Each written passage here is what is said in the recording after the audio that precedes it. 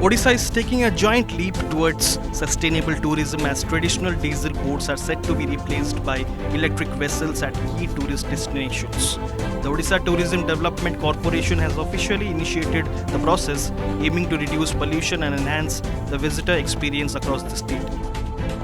In the first phase, tenders have been floated for electric boats at Kolab, Hirakud, Bhitarkanika and Barkul.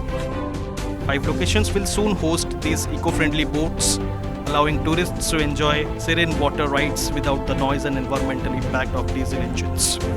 Officials say the move will benefit both the environment and tourism, attracting visitors who prefer greener, cleaner travel options. The EV boats are expected to offer smoother rides, lower operational costs, and significantly reduce carbon emissions. Authorities emphasize that this is only the beginning of a larger initiative to gradually electrify all tourist watercraft in Odisha.